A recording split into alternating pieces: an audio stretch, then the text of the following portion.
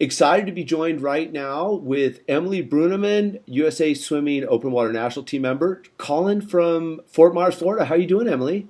I'm good. How are you doing? Oh, things are great. Things are really, really good. So, Emily, I'm glad I have a chance to check in with you. I know there's been a lot of change in your life and some exciting things going on. What's been happening? Why don't you just tell us?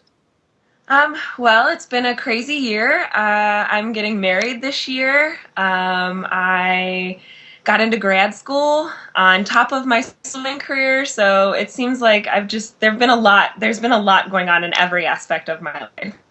Well, so here we are following up. Not only has it been a big year, but you finished off a pretty big deal last year. I mean, you were the World Cup Series champion, and that's huge. And how do you feel about all your effort you put into last year to get that title? Last year was really, really exciting. I set out last year with two goals, and I've said this before. I wanted to be back on the national team because I had struggled with that the year before, and I wanted to be the first American to win the World Cup circuit. And anything else on top of that was going to be icing on the cake, and that's what I went out to do, and that's what I did. So I was really happy with last year, and I think it sets me up really well for the next 2 years to come.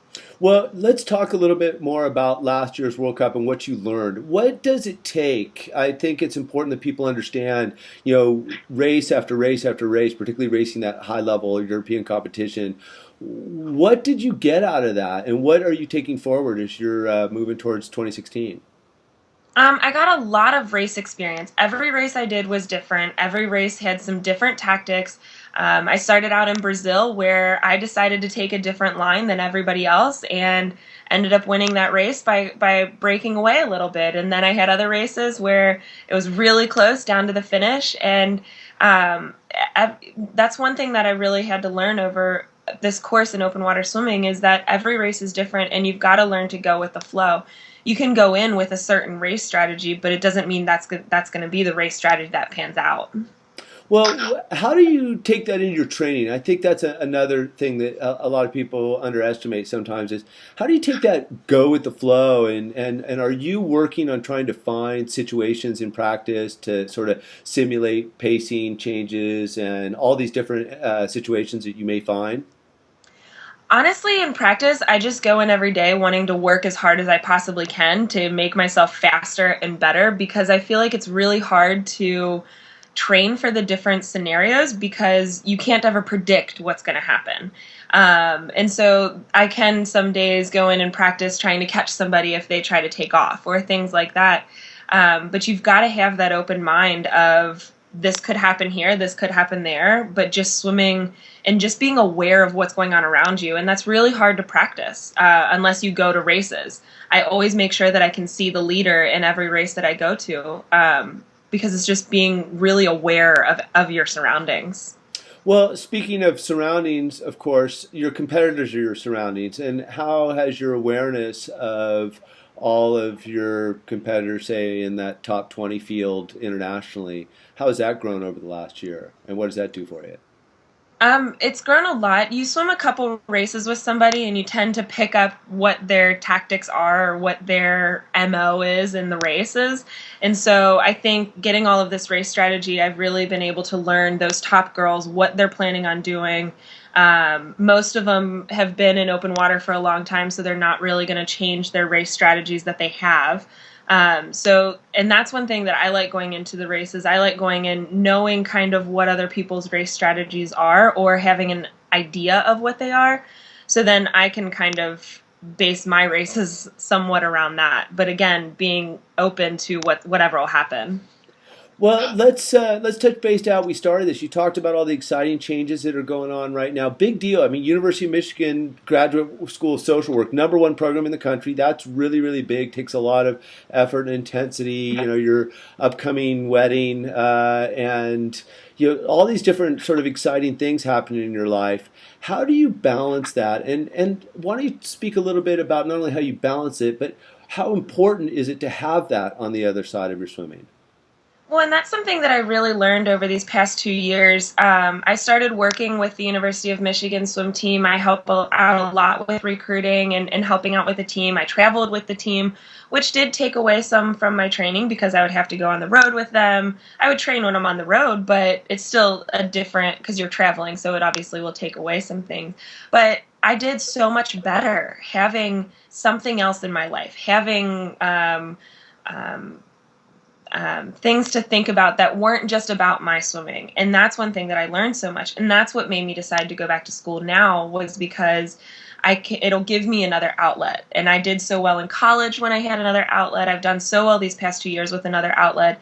And that's one thing that I really recommend to swimmers who are starting post-grad, is to continue to have something else in your life so that your life is not just eat, sleep, swim. At least for me, that doesn't work well, and I'm assuming for a lot of people who come from college programs, it would be similar. Well, I think that that's some pretty sage advice, and I'm excited that you have all those things in order. But with those things being in order, I mean, I know there's you've still lots of stuff to get ready for, but you're back on the competition scene. You're in Fort Myers getting ready for the Crippen Cup at Miramar Lakes. Tell us a little bit about how this event is shaping up down there from your perspective. I think it's going to be a very interesting race. It's a small course, so it's 8 loops, and each loop is 1250. And so they're doing the men and the women's races separate, because it's a small course, so people don't catch each other. So I think it's going to be interesting. There's a lot of turns. They're all kind of gradual turns, but there's a lot of new people in the race, so you never know who's going to show up. It's also the Canadian trials, so there's a lot of Canadians who are down here. I think it's going to be a really fun and interesting race. Well, for people who may remember the course from 2012 and those who weren't there, there's that little dog leg that went off into the canal. They've taken that out. Is that correct? Correct. And so having that experience on the course and maybe, with a little bit of changes, you think that gives you a degree of comfort that you might not otherwise have had going into this race? I think swimming on any course that you've swam on before gives comfort because you kind of know what to expect. And it gives you that little bit of an edge. And I think even though they've taken out that small portion, it's still the same lake, it's still the same temperature, and everything else is the same. So it definitely gives me comfort. And I swam on the course today, so I kind of know what to expect. And that's, of course, a beautiful, beautiful lake, beautiful environment around there. What was the temperature like? I remember back in 2012, it was almost exactly pool temperature. It's about 74, 75, which is perfect. Oh, so a little bit cooler than 2012, but Hmm. perfect for open water. Yes. Well, with that being said, let's talk about a little bit about the vibe around the race. I mean, this is obviously, Fran, his legacy lives on and his spirit lives on. Such a wonderful, wonderful person, and it's great to see the impact that he still lends to the sport, despite this tragic death of his. But what is that kind of having Fran's name and the Elevation Foundation behind this? How's that playing out there? It brings another element to the race. Everybody wants to do well because everybody wants to do it in memory of Fran, and I think that it's really exciting to see the international people coming in. There's a couple Germans here, there's a couple Brazilians here, and the Canadians, and so it elevates the level of the race. And I think that's what's so exciting, and that's what Fran wanted. He wanted more competitive races in the US, and that's what the Elevation Foundation is really trying to do here. And it's not just the Crippen Cup, the 10K race. There's a buddy swim later. There's a clinic right after the race. There's the Crippen Mile later that evening, and then there's a bunch of 5Ks the next day.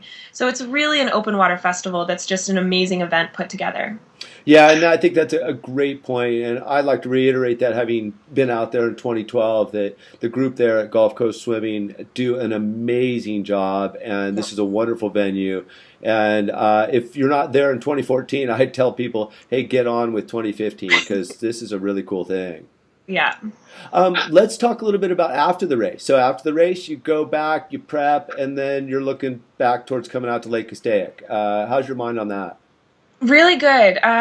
This is my last tune-up before Open Water Nationals, so I've got about 2 months between this race and Open Water Nationals. So this is a great opportunity for me to test some things out, try some things, see where I need to improve on in practices, and really gear up for Open Water Nationals. I cut back on my race schedule this year because there were so many other things going on in my life, and but that'll all heat up again next year.